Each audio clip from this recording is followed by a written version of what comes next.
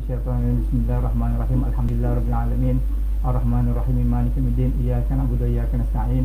Ihdinas siratal mustaqim, siratal ladzina an'amta 'alaihim ghairil maghdubi 'alaihim waladdallin. Pertama-tama kita mengucapkan kesyukuran kita kepada Allah Subhanahu wa taala kerana dengan limpah rahmat Allah Subhanahu wa taala kita dapat berkumpul di satu majlis ilmu pada malam ini, satu majlis ilmu yang penuh keberkatan berkenaan dengan Maulidur Rasul, dan kita bersyukur kepada Allah Subhanahu wa taala kerana kita telah dikurniakan oleh Allah Subhanahu wa taala dengan kedatangan Nabi Muhammad SAW yang merupakan suatu rahmat, kepada kita semua, yang mana kedatangan Nabi Muhammad SAW di atas muka dunia ini telah menghilangkan segala kegelapan dan menuju kepada keterangan lah, maksudnya suatu kebenaran yang lebih nyata lagi. Jadi alhamdulillah program pada malam ini merupakan program Maulidur Rasul, merupakan manhaj sabahi. Forum kita pada malam ini berkenaan dengan Rasulullah SAW, insan kamil, suri teladan sepanjang zaman. Jadi ini merupakan satu anjuran Jabatan Badan Kuasa Dakwah Sandakan dan Jain Sandakan, Jabatan Al-Ehwal Agama Negeri Sabah Cawangan Sandakan, dengan kerjasama NGO Pertubuhan Kebajikan Islam Perkis, Al-Khalidi Sabah, Al-Asyairah Al-Sunnah Wal Jamaah Sandakan, Masjid Jami' Prihatin Sabah serta Abata Sabah, yang akan menampilkan panel-panel kita. Okay, yang pertama panel kita Ustaz Adnan, yang merupakan seorang pendakwah yang sentiasa memberi tausiah agama kepada masyarakat. Okay, ahlan wa sahlan Ustaz Adnan, selamat datang. Dan panel kedua kita Ustaz Abu Ammar Muhammad Rasidi, yang merupakan imam, okay, yang merupakan seorang pendakwah kita yang sangat sekarang ini makin menaik, yang memegang Masjid Jami' Sandakan, yang mengadakan pelbagai forum agama. Dan ahli panel kita yang ketiga Ustaz Nur Nikman Jaafar, yang merupakan seorang yang saya kira ilmuwan yang memahami tentang latar belakang hadis, yang mana insyaAllah kita akan mengupas tentang Maulidur Rasul ini. Kita akan mengupas tentang apa sebenarnya makna Maulidur Rasul ini, bagaimana kecintaan kita, yang akan diterangkan oleh panel-panel kita pada malam ini. Jadi saya rasa yang persoalan yang pertama sekali lah yang saya rasa bermanfaat, iaitu kerinduan kita kepada Rasulullah SAW. Apa yang sepatutnya kita lakukan untuk membalas jasa Nabi Muhammad SAW. Saya rasa soalan ini saya sesuai dengan Ustaz Nur Nikman Jaafar. Jadi saya serahkan majlis ini kepada Ustaz Nur Nikman Jaafar. Pada tafadhal masykurah.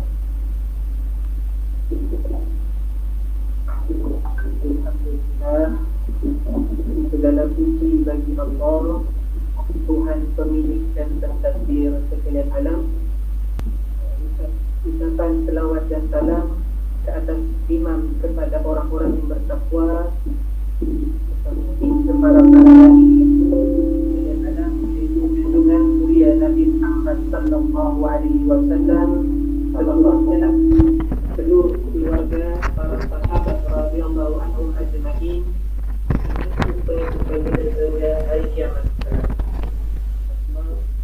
Alhamdulillah, terima kasih kepada Ustaz Abdul Rahman Al-Jubin kerana telah memberi ruang bagi kita pada malam ini untuk berada dalam majlis forum yang membincangkan tentang Nabi sallallahu alaihi wasallam. Bagi kita sebagai umat Muhammad sallallahu alaihi wasallam, wajibnya kita perlu membalas jasa Nabi, walaupun kita mengetahui bahawa Nabi sebagai jasa yang memiliki seluruh alam. Baginda adalah rahmatan lil alamin, yang memiliki segala yang apa yang di dunia termasuk di akhirat kelak.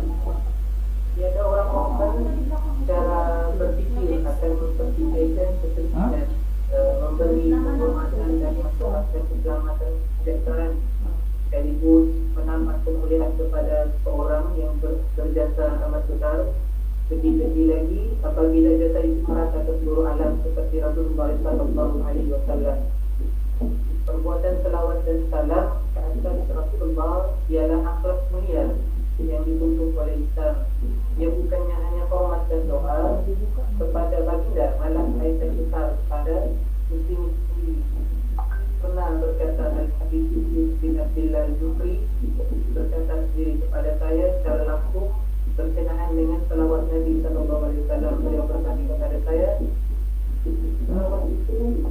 dasarnya kembali kepada orang yang berselawat itu sendiri. Maka ini kerana selawat dan salam akan memperolehi pahala berlipat ganda daripada Allah Subhanahu wa taala, selain berpeluang mendapat kedekatan dengan baginda, khususnya di akhirat. Nabi sallallahu alaihi wasallam berkata di dalam hadis riwayat Tirmizi yang bermaksud orang paling dekat kepadaku di hari akhirat ialah orang yang paling banyak berselawat kepadaku.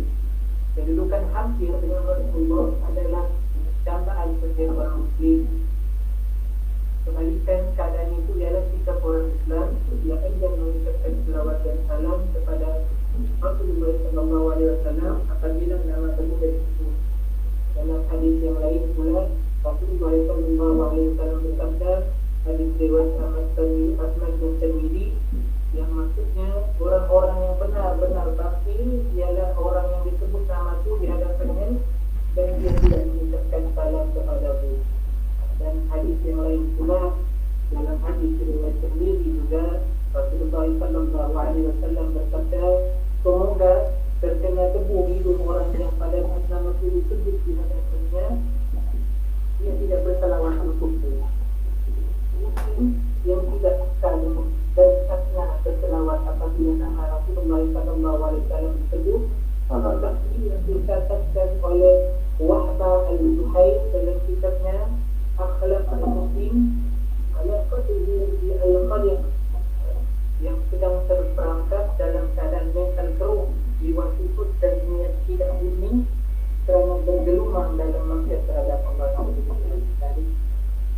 Dia juga menjelaskan ungkapan yang terkandung pada hadis tadi, iaitu semoga terkena debu hidung itu bermaksud yakni merujuk kepada ungkapan majazi, iaitu kiasan yang bermakna kedudukan yang amat hina dan rugi. Jika orang yang disebutkan nama Rasulullah di hadapannya lalu dia tidak berselawat kepada Rasulullah sallallahu alaihi wasallam, justru golongan itu sewajarnya faham mereka sedang berada dalam kerugian dan kehilangan manfaat besar. Perihal selawat dan salam mesti dipahami baik serta dihayati secara berserta, kerana ianya amat mudah dan tidak membebankan atau mengambil masa yang lama, tetapi akan beroleh ganjaran cukup lumayan akan kedudukan yang cukup tinggi. Dari segi etimologi perkataan salam yang menghasilkan istilah selawat memberi makna doa mohon keampunan yang istighfar dan rahmat. Namun daripada penggunaan istilah dia tertakluk kepada pihak atau siapa yang mengungkapkan selawat. Itu dicatatkan oleh Muhammad Ali Al-Tabuni dalam tulisannya Rawahi Al-Bayan Tafsir Ayat Al-Ahkam min Al-Quran, dan Al-Ghazali Khalil dalam tafsir surah Al-Ahzab. Apabila selawat diungkap oleh Allah, itu bermakna rahmat dan keredaan. Tidak mungkin merujuk kepada doa dan istighfar, kerana kepada Allah yang sebenarnya sesuatu doa dan permohonan keampunan itu ditujukan. Apabila selawat diungkap oleh malaikat, maka ia bermakna permohonan ampun dan istighfar dan doa. Manakala ucapan orang beriman pula merujuk kepada penghormatan serta doa agar Allah Subhanahu wa taala menambahkan kemuliaan dan kehormatan kepada baginda Nabi sallallahu alaihi wasallam. Bagaimanapun perlu dicatatkan, perlu diingatkan, ia tidak sekali-kali bermakna bahawa Rasulullah sallallahu alaihi wasallam memerlukan doa dan istighfar umat baginda Nabi untuk memperoleh keselamatan dan mendapat tempat yang paling tinggi di sisi Allah. Segalanya sudah diperolehi Nabi sallallahu alaihi wasallam daripada Allah Subhanahu wa taala, sekaligus tanpa doa dan istighfar umat Islam. Namun apa yang lebih utama adalah dalam getaran ajaran Islam itu ia melambangkan bukti penghormatan kita, yakni penghormatan kita terhadap jasa Nabi sallallahu alaihi wasallam selama ini kita ketahui serta ekspresi tutur tingkah penganut setia ajaran yang dibawa oleh baginda Nabi sallallahu alaihi wasallam dalam konteks ajaran Islam yang besar dan mewajibkan selawat serta salam terhadap Rasulullah sallallahu alaihi wasallam. Sallallahu alaihi wasallam. Terpakat itu lambang keutamaan dan kemuliaan baginda berbanding semua makhluk Allah, sama ada manusia, malaikat atau jin. Firman Allah Subhanahu wa taala dalam surah Al-Ahzab ayat 56 yang maksudnya sesungguhnya Allah dan malaikatnya berselawat kepada Nabi. Wahai orang beriman, berselawatlah kepadanya serta ucapkanlah salam sejahtera dengan penghormatan sepenuhnya. Betapa mulianya kedudukan Rasulullah sallallahu alaihi wasallam di Allah Subhanahu wa taala terlambang pada beri hakikat Tuhan sendiri bersama malaikat mengucapkannya. Allah sendiri memberaku kurnia rahmat dan reda kepada baginda Nabi sallallahu alaihi wasallam sambil malaikat memohon ampun dan doa buat baginda Nabi sallallahu alaihi wasallam. Hebat Rasulullah sallallahu alaihi wasallam di sisi Allah sallallahu alaihi wasallam. Siapalah manusia muslim, khususnya umat yang hidup dalam tempo masa kini, yang merasa angkuh lalu enggan berbuka selawat dan salam kata sallallahu alaihi wasallam. Muslim yang hanyut tanpa arah perlu segera menasihati diri. Kalaulah Allah sendiri dan malaikat boleh mengungkap selawat dan salam, mengapa mereka perlu sombong dan bongkar hingga tidak berbuat demikian? Hakikatnya tiada nabi lain diutuskan oleh Allah Subhanahu wa taala menerima penghargaan dan kasih sayang melebihi apa yang diberikan kepada Nabi Muhammad sallallahu alaihi wasallam. Nama baginda banyak sekali disebut sendiri dengan penyebutan nama Allah sendiri, yaitu dalam syahadat, azan dan tasyahud salat. Semua itu menggambarkan ketinggian kedudukan Nabi sallallahu alaihi wasallam. Di samping melambangkan baginda itu adalah makhluk yang istimewa yang begitu setia menjalankan tugas sebagai hamba Allah yang dikatakan Allah Subhanahu wa taala. Sangat wajar sekali baginda amat dicintai oleh Allah. Tiada makhluk yang lain dan mencintai baginda dalam aspek kerapatan hubungan dengan Allah. Justru manusia yang begini hebat di sisi Allah mesti dihormati, disanjungi, dikasihi dan diberikan apresiasi sewajarnya oleh muslim serta muslimat yang mengaku menjadi umat Nabi sallallahu alaihi wasallam. Kalau tidak, betapa jahil dan bebal kalangan manusia bergelar muslim itu. Penghormatan itu tertumpu kepada pengucapan selawat dan salam yang perlu diluahkan terjujur sebagai bukti kesetiaan serta balas jasa baginda Nabi di atas keteguhan dan kejayaan cemerlang yang melaksanakan amanah dalam menyempurnakan ajar Islam secara sempurna. Dan perlu kita ketahui juga selawat itu terbagi kepada dua jenis. Yaitu yang pertama adalah selawat maksur yang menggunakan hadis, dan ghair maksur yang biasanya disusun oleh para sahabat, tabi'in, ulama dan aulia. Antara selawat yang biasa diamalkan oleh umat muslim adalah yang sering kita selawatkan jadi ketika solat, yaitu selawat Ibrahimiyah. Dan itu yang sering kita ucapkan ketika solat fardu ataupun solat sunat. Maka ada tuh solat yang lain, selawat yang lain adalah selawat tafridiyah atau nariyah, selawat yang biasa dibaca sekiranya seorang mempunyai hajat. Itu adalah selawat-selawat yang ada yang kita amalkan di alam Melayu. Dan selawat yang lain pula adalah selawat Imam Syafi'i. Imam Syafi'i juga mempunyai selawat, dan antara selawat yang popular kerana dibaca dalam majlis tahlil.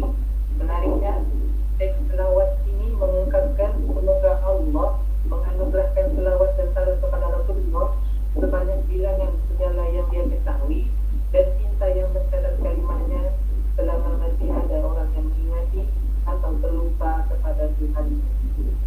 Maka dengan itu kita sebagai umat Muhammad sallallahu alaihi wasallam memperbanyakkan selawat dan salam kepada Rasulullah. Perlulah kita memuhasabah diri setiap hari berapa banyak yang telah kita selawat kepada Nabi sallallahu alaihi wasallam. Jika seorang itu pencinta Rasulullah, maka dia tidak akan menunggu hari Jumaat untuk memperbanyakkan selawatnya, tetapi dia akan setiap hari berselawat kepada Rasulullah sallallahu alaihi wasallam. Secara kesimpulannya,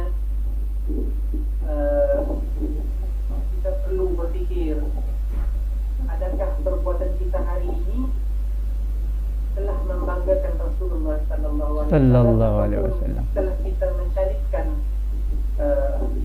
arah wajah Rasulullah yang mulia, kita perlu koreksi diri, kita perlu meningkatkan ilmu pengetahuan kita tentang baginda Nabi Sallallahu Alaihi Wasallam dengan jalan yang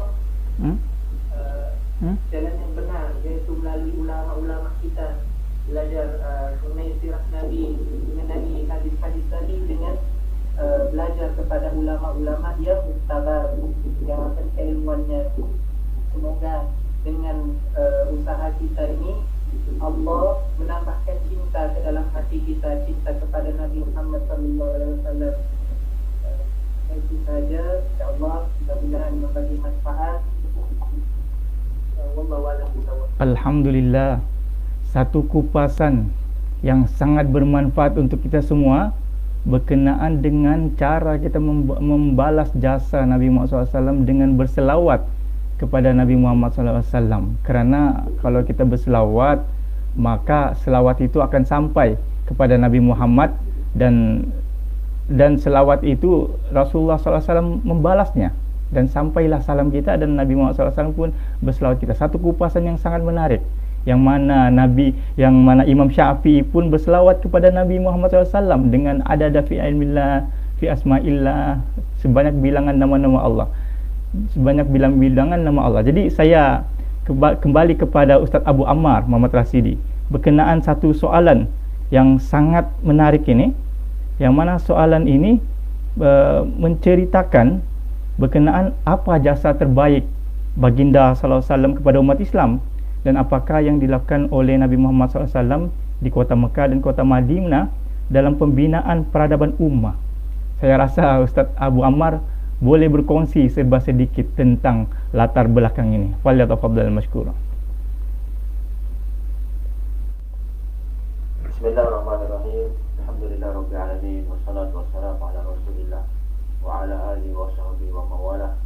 Asyhadu an la ilaha illallah wahdahu la syarika lah, wa asyhadu anna sayyidana Muhammadan abduhu wa rasuluh. Allahumma salli wa sallim wa karrim wa 'azim ala sayyidina wa nabiyyina wa habibina wa syafi'ina wa qudwatina Muhammadin wa ala alihi wa sahbihi wa ba'd. Assalamualaikum warahmatullahi taala wabarakatuh. Assalamualaikum. Terima kasih kepada majelis sahabat juga Pak Abdul Rahman, dan juga para ustaz, hormati juga pelaku Ketua Tadbir Agama kita Ustaz Ali Ramli, yang bersama-sama kita dalam forum ini pada malam ini. Alhamdulillah, mudah-mudahan pada malam ini kita semua mendengar ucapan-ucapan daripada ustaz-ustaz semua, dan menambahkan lagi cinta kita kepada Nabi sallallahu alaihi wasallam dan ketakwaan kita kepada Allah Subhanahu wa taala. Alhamdulillah. Syukur kita kepada Allah Subhanahu wa taala juga kerana masih diberi kesempatan, ruang dan masa juga kesihatan untuk terus beribadah kepada Allah Subhanahu wa taala. Satu nikmat yang sangat besar, apatah lagi dalam kita memperjuangkan ajaran Nabi Muhammad sallallahu alaihi wasallam. Jadi tuan-tuan muslimin muslimat rahimakumullah, berbanding kepada soalan yang diberi kepada saya, iaitu apakah jasa Nabi SAW kepada umat Islam. Muslimin muslimat rahimakumullah, seperti dalam satu hadis yang masyhur, ini pun sudah memadai bagi kita umat Nabi SAW bila kita mengamalkan hadis ini, yang mana Nabi SAW sebelum meninggalkan kita, sebelum Nabi tinggalkan sahabat-sahabat dan kita semua, Nabi telah bersabda, yaitu taraktu fikum amrayn, taraktu fikum amrayn lan tadillu ma tamassaktum bihima abada, kitabullah wa sunnati Rasulillah sallallahu alaihi wasallam. Di dalam hadis ini Nabi sallallahu alaihi wasallam sebut bahawa aku telah tinggalkan dua perkara kepada kamu, kiranya kamu berpegang teguh kepada kedua-duanya ini, nescaya kamu tidak akan sesat selama-lamanya. Apa dia tuan-tuan yang Nabi sebut? Itulah yang pertama, kitabullah, kalamullah, Al-Quran, kata-kata Allah, dan juga sunnah Rasulullah, dan sunnah Nabi SAW. Jadi tuan-tuan muslimin muslimat rahimakumullah, dua perkara ini Nabi telah tinggalkan kepada kita. Kerana dalam Al-Quran telah diajar semua aspek syariat Islam ada di situ. Sehingga dikatakan kalau kita mau contoh akhlak Nabi SAW, bacalah Al-Quran. Al-Quran itulah ada akhlak Nabi SAW. Jadi Al-Quran itu mengajarkan kita daripada kehidupan dunia hingga akhirat. Kalau kita berpegang teguh kepada Al-Quran dan juga sunnah Rasulullah, dan apa yang Nabi SAW bawa daripada awalnya, Nabi telah ajar kita semua agama. Nabi ajar kita agama Islam itu semuanya, dari segi muamalatnya, muasyaratnya, dari segi perniagaannya, dari segi kehidupan keluarga. Nabi telah ajar kita. Tapi tuan-tuan yang dimuliakan oleh Allah, kita ni manusia yang saja tidak mau ikut ajaran Nabi SAW. Sebenarnya peninggalan ataupun jasa Nabi itu sangat besar dia tinggalkan kepada kita. Kita pegang dua ni, dan Al-Quran, Kitabullah dan Sunnah Rasulullah SAW. Tapi tuan-tuan, bagi kita yang mengikuti ahli sunnah wal jamaah ini, kena ada 4 perkara, iaitu Kitabullah, Sunnah Nabi SAW, dan juga ijma' ulama dan qiyas. Kita kena ambil juga pandangan-pandangan ulama yang mengikuti Nabi SAW. Dan apa tuan-tuan? Sebab mereka ni lebih arif secara Al-Quran, dan mereka ni bukan orang sembarangan. Kan? Sebab apa? Sebab kita ni hidup jauh berapa ribu ratus tahun dengan Nabi dan dengan para sahabat. Dan ulama-ulama inilah yang telah mengambil ilmu-ilmu dan daripada tabi'in, daripada sahabat-sahabat dan sampailah Nabi SAW. Maka kita ikuti mereka. Dan ulama yang membawa kepada Allah SWT, dan juga yang betul-betul mengajarkan kita tentang Nabi SAW.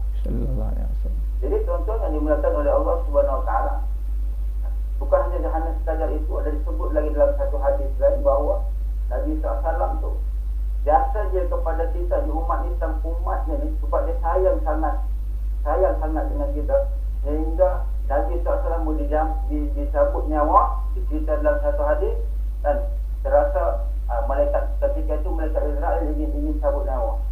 Bila Nabi terasa akan sakitnya ataupun keadaan saat sakaratul maut itu, sehingga Nabi kata kepada Israel, dan kata Israel, kalau beginilah sakitnya mencabut nyawa itu, maka biarlah aku menanggung akan sakaratul maut umat-umatku.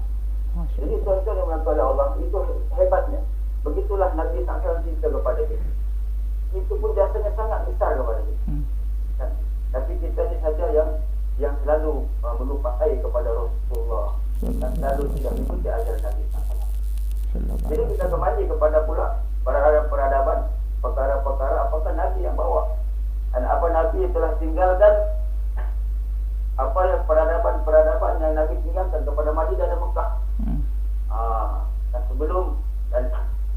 sebelum Nabi SAW tinggalkan, ataupun semasa tinggalkan kita ataupun dunia ini, ataupun semasa Nabi tinggalkan Mekah dan Madinah, dia telah membentuk beberapa peradaban ataupun tamadun Islam. Yang mana Nabi SAW itu kelahirannya di Mekah muncul.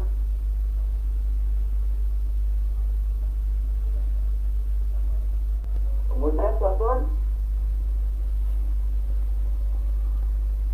terus Islam juga, yang mana Nabi SAW berjaya merubah akidah dan cara hidup masyarakat Arab jahiliyah, serta menyatukan berbagai bangsa.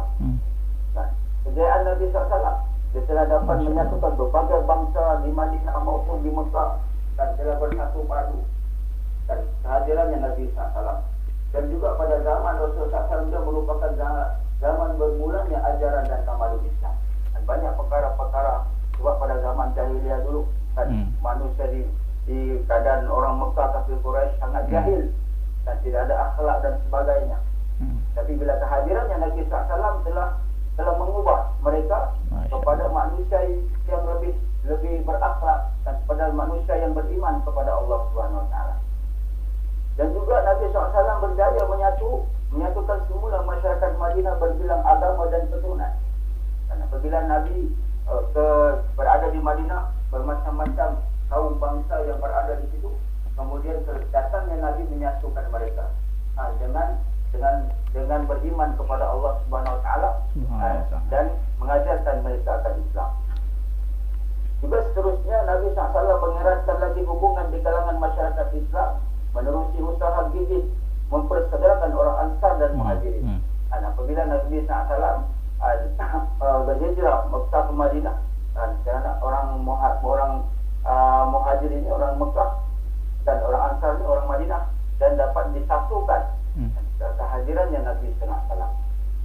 Dan yang terakhir, yang mana Nabi SAW juga telah berjaya menaikkan martabat wanita melalui persamaan taraf kecuali amal ibadat masing-masing. Jadi tuan-tuan dimulakan oleh Allah Subhanahu Wa Taala. Ketika zaman Quraisy itu wanita ini direndahkan dan dipergunakan sewenang-wenangnya, sehingga kan kejahilan mereka itu apabila mau menilik seorang ibu mengandung dengan hanya memelah perut, dan dengan kejahilan itu memelah perut ibu itu mengetahui itu anak dia jantan ataupun lelaki atau perempuan. Tapi bila lahirnya Nabi SAW dalam mengubah akhlak mereka, kan, dalam mengubah cara hidup mereka, Masya Allah, kepada yang buruk daripada buruk kepada yang baik, daripada yang tidak beriman kepada Allah Subhanahu Wa Taala. Dan wanita-wanita di situ dapat dinaikkan taraf mereka dan juga mengikut semua sama taraf kecuali wanita-wanita yang beriman dan bertakwa di sisi Allah Subhanahu Wa Taala yang takwanya tinggi. Jadi insya-Allah itu sajalah yang saya dapat kubatkan. Mudah-mudahan dapat manfaat untuk kita semua. Alhamdulillah. Satu kupasan yang baik daripada Ustaz Abu Ammar Muhammad Rasidi, yang mana penceritaannya menyatakan Nabi Muhammad SAW telah membentuk satu tamadun ummah, telah mengeluarkan ke manusia daripada kegelapan kepada cahaya, telah mengangkat martabat wanita. Subhanallah. Yang mana Nabi Muhammad SAW meninggalkan dua perkara, iaitu Al-Quran dan As-Sunnah. Namun kita Ahlussunnah wal Jamaah daripada Al-Quran dan Sunnah itu ada yang dipanggil sebagai satu ijma' dan qiyas. Ya, satu kupasan yang mantap bahawa Rasulullah SAW telah meninggalkan satu jasa yang baik kepada kita, yang mana kita dapat mengenal Allah Subhanahu Wa Taala melalui Nabi Muhammad SAW. Jadi marilah kita berselawat ke atas Nabi Muhammad SAW. Allahumma shalli ala sayyidina Muhammad salatan tunjina bi jamil ahwal wal afat. Alhamdulillah, satu kupasan yang mantap daripada Ustaz Abu Ammar yang memberi pencerahan kepada kita bahawa tamadun umat Islam ini, tamadun Islam daripada Nabi Muhammad SAW. Jadi saya mau kembali kepada Ustaz Adnan berkenaan dengan bagaimana peristiwa kewafatan baginda sallallahu alaihi wasallam, yang mana agar kita sentiasa merindui dan mengenangkan Nabi Muhammad SAW. Apa yang terjadi pada peristiwa kewafatan Nabi dan apa yang kita boleh ambil daripada iktibar ini. Jadi saya serahkan majlis kita kepada Ustaz Adnan. Falyatafaddal mashkura. Bismillahirrahmanirrahim. Alhamdulillah wa syukurillah. Wassalatu wassalamu ala Rasulillah wa ala alihi wa sahbihi wa man tabi'ahu wa wala. Rabbi shrah li sadri wa yassir li amri wahlul 'uqdatam min lisani yafqahu qawli. Subhanaka la 'ilma lana illa ma 'allamtana innaka antal 'alimul hakim. La haula wa la quwwata illa billahil 'aliyyil 'azim. Allahumma shalli ala sayyidina wa nabiyyina Muhammad wa ala alihi wa sahbihi. Alhamdulillah, pertama sekali saya ucapkan terima kasih banyak-banyak kepada penganjur yang menganjurkan program ini, dan juga kepada pengurusi pada kali ini, itu program sambutan Maulid Rasul secara online yang jarang-jarang kita lakukan. Alhamdulillah, kerana sesiapa yang menganjurkan program sempurna ini, insya-Allah dengan besar Nabi Muhammad sallallahu alaihi wasallam para umatnya menyambut sambutan kelahiran Nabi Muhammad sallallahu alaihi wasallam. Sebelum saya menceritakan tentang peristiwa kewafatan Nabi Muhammad SAW, ingin saya kongsikan sedikit saja sebagai renungan kita bahawa pernah terjadi kepada iblis laknatullah, ya, pernah terjadi kepada iblis laknatullah tangisan yang kuat, lolongan yang kuat, ya, teriakan yang kuat. Masya Allah. Seumur hidup iblis laknatullah telah berlaku 4 kali teriakan yang sangat kuat. Yang pertama, ketika iblis dilaknat oleh Allah Subhanahu wa taala. Maka ketika itu meraunglah iblis ya dengan sekuat hati, dengan teriakan yang begitu dahsyat. Yang kedua, ketika iblis dibuang daripada syurga, ya pun sama juga. Ketika itu iblis meraung ya dengan raungan, dengan pekikan yang begitu kuat. Dan yang ketiga, ketika Allah Subhanahu wa taala turunkan surah Al-Fatihah, pun sama juga. Iblis begitu rasa kebencian yang banyak, tidak mau surah Al-Fatihah diturunkan. Kemudian dengan keadaan yang begitu, teriakan yang sangat dahsyat, itu iblis. Kemudian yang keempat, yang terakhir, yaitu ketika kelahiran junjungan besar Nabi Muhammad SAW, maka iblis pun melolong, menjerit, memekik dengan sekuat hati, benci sangat dengan kelahiran junjungan besar Nabi Muhammad SAW. Jadi cuba bayangkan mereka yang membenci tentang kelahiran Nabi Muhammad SAW bagaimana. Bolehlah kita fikirkan ya, ini sebagai mukadimah. Jadi tuan-tuan, peristiwa tentang kewafatan Nabi Muhammad sallallahu alaihi wasallam ceritanya. Dan kita sebagai umat Islam pun sedih ya mendengar, walaupun peristiwa ini telah berlalu begitu lama, tapi kita sebagai umat Nabi Muhammad sallallahu alaihi wasallam masih lagi terasa kehilangan sesuatu makhluk yang terbaik sekali di atas alam ini, bukan di muka bumi, di seluruh alam. Sebaik-baik makhluk yang Allah ciptakan adalah Nabi Muhammad sallallahu alaihi wasallam. Maka pilih cerita, sebab cerita kewafatan Nabi Muhammad sallallahu alaihi wasallam sebenarnya panjang. Kalau kita nak ceritakan di program ini mungkin makan masa sejam lebih, jadi saya singkatkanlah ya. Sebahagian tadi telah diceritakan oleh Abu Ammar sebahagian, maka saya tambah sedikit ya. Yang sebenarnya kira-kira 3 bulan selepas Nabi Muhammad SAW kembali menunaikan haji, yaitu haji wadah, haji yang terakhir, maka Nabi Muhammad SAW telah menderita sakit ya, sakit yang amat serius. Para ulama mengatakan ini adalah juga kesan daripada racun ya yang telah dibagi oleh orang Yahudi ketika orang Yahudi menyediakan makanan kepada Nabi. Ya, Yahudi faham bahawa Nabi amat suka makan bagian-bagian paha kambing, maka dia pun letakkan racun. Jadi kata sebaik ulama ini adalah kesan juga daripada itu. Maka kesakitan itu bertambah ya, bertambah teruk hingga kan Nabi berjumpa dengan Ummul Mukminin Maimunah ketika itu untuk meminta izin lah ya kepada isteri Nabi yang lain supaya Nabi boleh bermalam ataupun boleh berada di rumah istrinya yang satu lagi, itu Siti Aisyah ya, Sayyidatina Aisyah.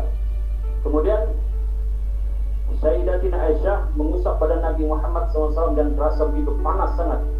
Bahkan diceritakan di dalam hadis juga ya, hadis sahih, datanglah para sahabat menziarah Nabi dan ada salah satu sahabat yaitu Abdullah bin Mas'ud memegang badan Nabi dan terasa panas sangat. Maka kata sahabat Nabi itu, wahai Rasulullah, badanmu panas sangat. Maka kata Rasulullah, kata Nabi Muhammad SAW, sesungguhnya aku, kesakitan yang berlaku di kalangan para Nabi itu seperti 2 kali ganda kesakitan orang biasa. Subhanallah, begitu panas hingga kan Nabi mengikat kepalanya dengan kain kuning kerana menahan sakit yang luar biasa. Subhanallah. Maka dilihatkan cerita Nabi Muhammad SAW memanggil Fatimah, anaknya ya, anak Nabi, anak kesayangan Nabi, Fatimah, lalu berbisik. Kemudian Fatimah pun menangis ya. Fatimah menangis mendengar bisikan Nabi Muhammad SAW. Kemudian ketika Nabi Muhammad melihat Fatimah menangis, maka sekali lagi Nabi memanggil Siti Fatimah dan berbisik. Maka ketika itu Siti Fatimah tersenyum.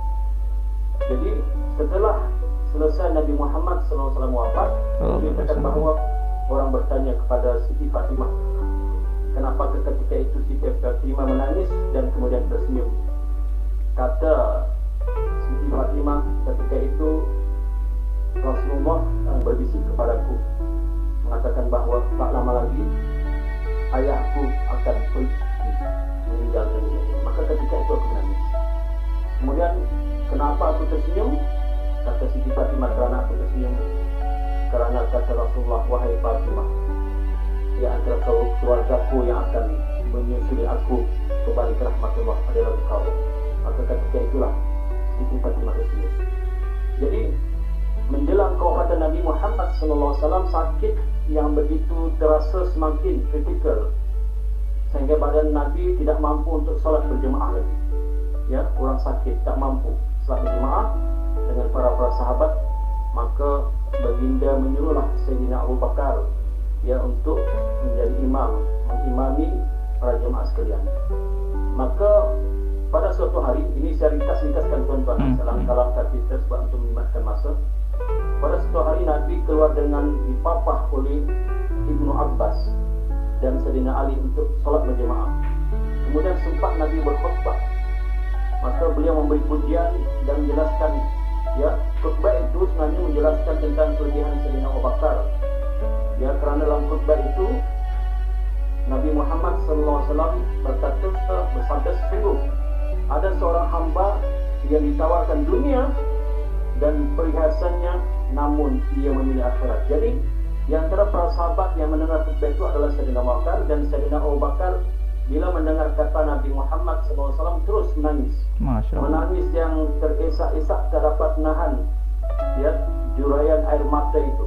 Maka sahabat-sahabat yang lain terkejut melihat keadaan Sayyidina Abu Bakar, karena Sayyidina Abu Bakar sudah faham bahawa inilah masanya untuk Nabi Muhammad SAW meninggalkan, dan apa yang dimaksudkan oleh Rasulullah itu adalah Sayyidina Abu Bakar sendiri. Ya, maka ketika Rasulullah membuka tabir bilik, ya, sebab di antara masjid dengan rumah Rasulullah itu adalah berdekatan saja, sebelahan. Maka ketika Rasulullah membuka tabir bilik Aisyah semasa solat subuh, hari di mana wafatnya Nabi Muhammad SAW, kemudian Rasulullah memandang para sahabat yang sedang berada di saf-saf, ya, berjemaah. Baginda tersenyum, kemudian tertawa kecil, kemudian seakan mengundurkan diri daripada mereka marah. Maka para sahabat ketika itu amat gembira akan kehadiran Nabi, kerana sahabat anggap bahawa Nabi telah sihat sebenarnya, tetapi sebenarnya tidak. Ya, maka Rasulullah meminta sekali lagi Sayyidina Abu Bakar untuk mengimamkan solat berjemaah tersebut. Kemudian Rasulullah menutup tabir semula. Maka ketika itu anak Rasulullah kesayangan Nabi, iaitu Fatimah Az-Zahra, masuk semula menemui Nabi dan berkata, alangkah berat penderitaan ayah, kata Siti Fatimah. Alangkah berat penderitaan ayah. Setelah kemudian Nabi berkata, wahai Fatimah, setelah hari ini tidak akan ada lagi penderitaan yang kau saksikan. Maka ketika itulah ternyata adalah saat, ya, Rasulullah SAW meninggalkan dunia. Subhanallah. Maka sekali lagi menjelang kewafatan Nabi Muhammad SAW, iaitu Nabi Muhammad bersandar di pangkuan Aisyah.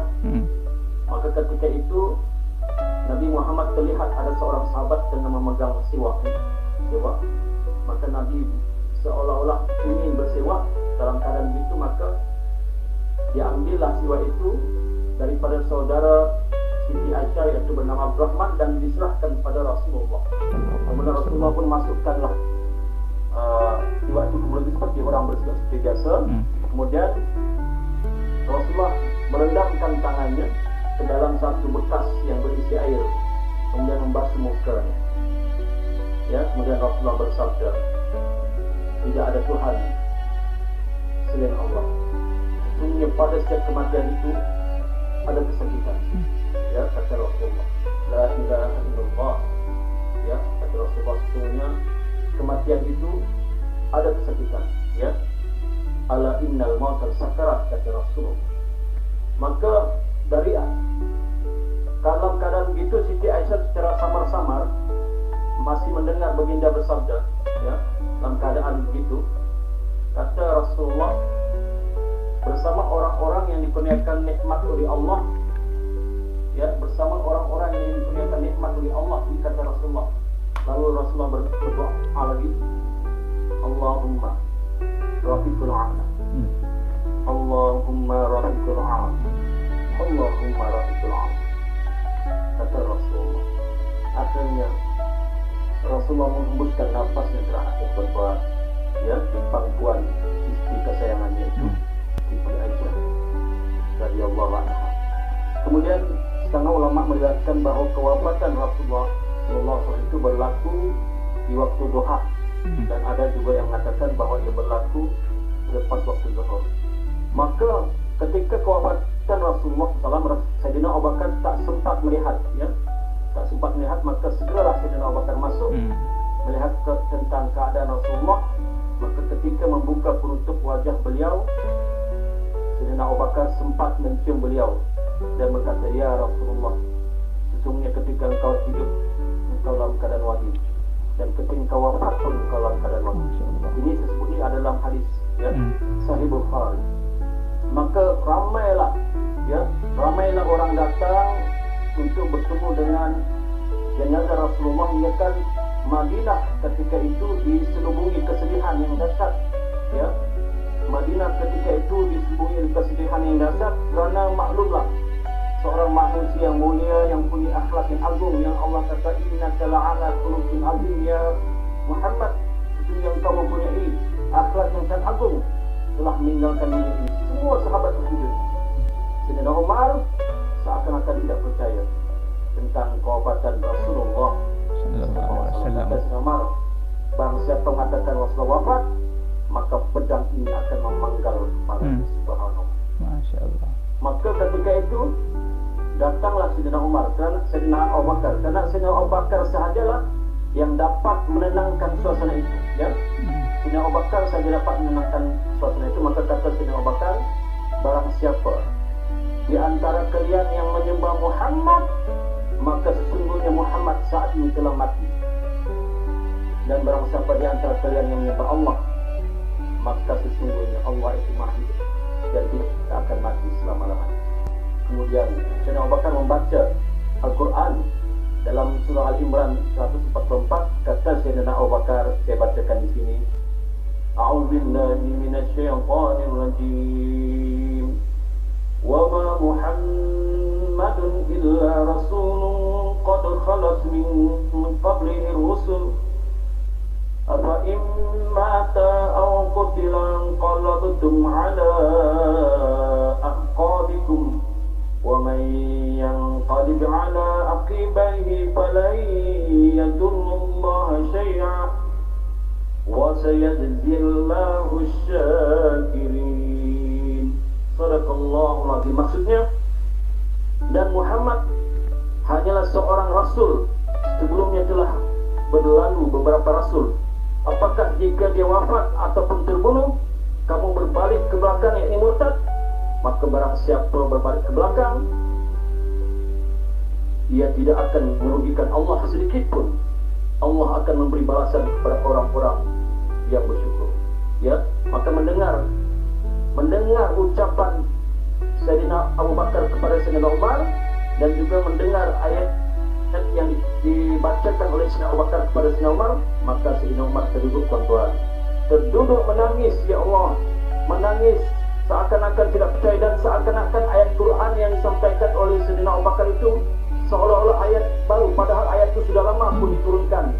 Tapi ketika itu, kerana kecintaan Sayyidina Umar yang begitu mendalam kepada Rasulullah, seolah-olah Sayyidina Umar tak sanggup kehilangan Rasulullah sallallahu alaihi wasallam. Tuan-tuan, begitu kecintaan para sahabat, ya. Begitu kecintaan para sahabat kepada Rasulullah, junjungan kita Nabi Muhammad sallallahu alaihi wasallam, ya. Hebat sangat seorang kekasih Allah yang mana dia adalah rahmat, wa ma arsalnaka illa rahmatan lil alamin. Sesungguhnya Nabi Muhammad itu adalah menjadi rahmat kepada seluruh alam. Innamal bu'istu litamima makarimal akhlak. Sesungguhnya Nabi Muhammad itu diutuskan semata-mata untuk menyempurnakan akhlak pada seluruh manusia. Maka Sayyidina Umar bertemu dengan Rasulullah dan melihat akhlak Rasulullah yang begitu indah, begitu cantik, begitu hebat. Tapi akhirnya, seperti mana kata Sayyidina Abu Bakar, sesungguhnya barang siapa yang menyembah Muhammad, maka Muhammad telah mati. Tapi barang siapa yang menyembah Allah, maka Allah kekal abadi selama-lamanya. Wallahu a'lam. Ampun maaf, begitu saja tentang cerita kewafatan Nabi. Sebenarnya peristiwa ini panjang, tapi ini saja yang dapat saya sampaikan ala kadar. Maaf sekiranya terkasar bahasa dan silap kata. Ya, sekian daripada saya. Assalamualaikum warahmatullahi wabarakatuh. Waalaikumsalam warahmatullahi wabarakatuh. Alhamdulillah, kupasan yang mantap yang menceritakan tentang kewafatan Nabi Muhammad sallallahu alaihi wasallam. Kewafatan Nabi sallallahu alaihi wasallam kita sedih. Jadi kelahiran Nabi Muhammad sallallahu alaihi wasallam kita gembira kerana kelahiran Nabi yang manusia yang teragung sekali. A'udzubillahi minasyaitonirrajim. Fa amma bi ni'mati rabbika fahaddits. Maka dengan nikmat Tuhanmu hendaklah kau gembira. Kehadiran Nabi ini kita gembira. Kewafatan Rasulullah SAW kita sedih kerana telah pergi meninggalkan kita. Dan Nabi Muhammad SAW pembawa kepada agama Islam itu sendiri. Jadi kita bersyukur dengan kupasan yang mantap tadi oleh Ustaz Adnan telah mengupas tentang bagaimana para sahabat begitu sedih sehingga Sayyidina Umar berasa marah kalau ada orang mengatakan Nabi Muhammad SAW itu wafat. Tapi hakikatnya Nabi Muhammad SAW seperti yang dinyatakan di Al-Quran adalah manusia, tapi bukan manusia biasa, manusia yang teragung sekali, Sayyidul Khalq, penghulu segala makhluk. Dan Nabi Muhammad SAW lah yang pemegang kepada syafaat itu. Semoga kita mendapat syafaat forum pada malam ini. Semoga kita ahli-ahlinya yang hadir dapat mendapat syafaat Nabi Muhammad SAW. Dan kerana kita gembira dengan kelahiran Rasulullah, dan kita sedih dengan kewafatan Nabi Muhammad SAW. Kerana kita, dan untuk pengetahuan pun, sambutan Maulidur Rasul ini, pakcik Nabi Muhammad SAW pun menyambut kegembiraan. Abu Talib pun, pakcik Rasulullah SAW pun bergembira dengan kelahiran Nabi Muhammad SAW. Sehingga dalam sejarah dinyatakan bahawa Abu Talib itu memerdekakan hambanya sendiri kerana kelahiran Nabi. Subhanallah. Sehingga dengan kegembiraannya itu, dia hanya bergembira dengan kelahiran Nabi SAW, sehingga melakukan tawaf, lalu membebaskan Suwaibah, hambanya. Hambanya itu dibebaskan kerana dia begitu gembira lahirnya Nabi Muhammad SAW. Sehingga dinyatakan di dalam hadis, menyatakan setiap hari Isnin diringankan azab untuk Abu Talib. Subhanallah. Dengan bergembira saja pun azab untuk Abu Talib yang kafir, yang tidak beriman kepada Allah, tetapi bergembira saja, dia bergembira dengan kelahiran Nabi Muhammad SAW, diringankan azab, apatah lagi kita yang bergembira orang Islam. Subhanallah. Jadi seperti itu kita bergembira. Fama bi nikmati rabbika fahaddits. Adapun nikmat Tuhan engkau, hendaklah engkau nyatakan. Jadi nikmat terbesar kita adalah dengan kelahiran Nabi Muhammad SAW ini. Jadi kita bergembira ini. Jadi kita bergembira sempena Maulidur Rasul ini. Dan kita pun sebenarnya mengungkapkan rasa cinta kita kepada Nabi Muhammad SAW. Jadi kita adakan forum ini dan anjuran Jawatan Kuasa Badan Dakwah Sandakan dengan kerjasama Al-Khalidi dan beberapa NGO yang lain untuk menyatakan kita ni gembira dengan kelahiran Nabi Muhammad SAW, dan kita rasa sedih dengan kehilangan Nabi Muhammad SAW. Seperti mana yang dinyatakan tadi oleh Ustaz Adnan di permulaan kupasan ilmunya, menyatakan iblis itu menangis sedih, berteriak-teriak dan menangis ketika mana turun keluar daripada syurga. Kemudian turun Al-Fatihah, dan ketika mana Nabi Muhammad SAW lahir, di lahirnya Nabi Muhammad SAW, dan iblis pun menangis berteriak, menandakan betapa sedihnya. Jadi untuk kita melawan sifat iblis ni yang sedih dengan kelahiran Nabi, dan kita bergembira dengan kelahiran Nabi, dan kita pula sedih dengan kewafatan Nabi.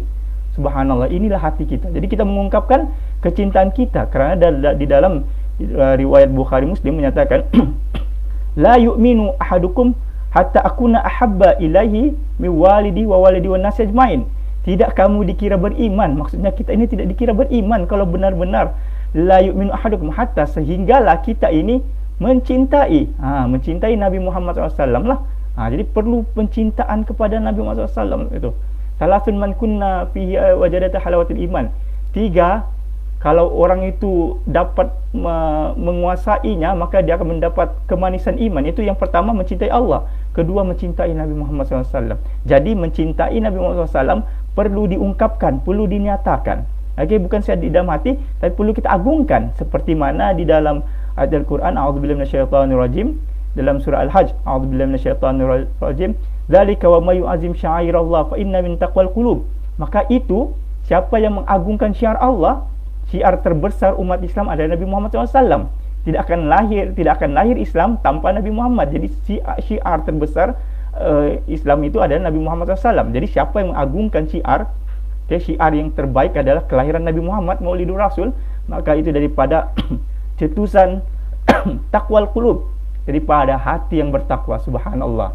Jadi Al-Quran sudah menyatakan bahwa orang yang mengagungkan Maulidur Rasul adalah salah satu daripada petanda orang itu bertakwa. Subhanallah. Jadi orang yang menentang Maulidur Rasul ni, yang tidak mau meraihkannya, maka dia tergolong jauh daripada orang yang bertakwa.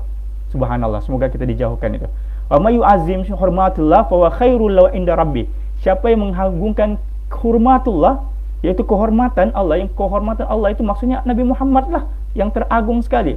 Fa huwa khairul lah, dan itu adalah baik untuknya di sisi Tuhannya. Subhanallah. Jadi mari kita bersama-sama, kerana Rasulullah SAW pun sebenarnya dilahirkan pada hari Isnin, dan ditanya, kenapa Rasulullah berpuasa pada hari Isnin? Dijawab, fihi wulidtu wa fi unzila alaihi. Pada masa itu, hari Isnin, aku dilahirkan. Menunjukkan bahwa Nabi meraihkan hari kelahiran Nabi Muhammad SAW. Subhanallah. Pada hari itu aku dilahirkan. Pada hari Isnin juga ayat Al-Quran turun. Ayat pertama lah diutuskan sebagai Rasul. Jadi ini kita menyatakan kegembiraan kita. A'udzubillahi minasyaitonir rajim. Qul in kuntum tuhibbunallaha fattabi'uni. Kalau kamu mencintai Allah, ikutilah aku. Jadi ikutilah Nabi Muhammad yang meraihkan hari kelahirannya. Jadi kita bergembira sempena Maulidur Rasul ini pada 12 Rabiul Awal. Jumhur ulama menyatakan memang 12 Rabiul Awal bahwa Nabi Muhammad SAW lahir. Kesepakatan ulama seluruh bahwa Rabiul Awal adalah bulan kelahiran. Jadi mari kita sama-sama berselawat, mengadakan bacaan berzanji, membaca Masimtud Durar, dan beberapa lagi bacaan-bacaan, kerana ini mengungkapkan kecintaan kita, dan dia adalah qasidah. Yang mana kita mengetahui bahwa orang yang pertama membuatkan qasidah ini adalah Ibnu Abbas. Ibnu Abbas, pakcik Rasulullah SAW. Abbas bin Abdul Muttalib, bukan Ibnu Abbas. Ibnu Abbas pakar tafsir, sahabat Rasulullah. Ini Abbas bin Abdul Muttalib, pakciknya yang memuji Rasulullah kerana terlalu indah. Fizikalnya antara yang tersempurna sekali. Tidak panjang, tidak pendek, tidak hitam, tidak putih, tapi tengah-tengah.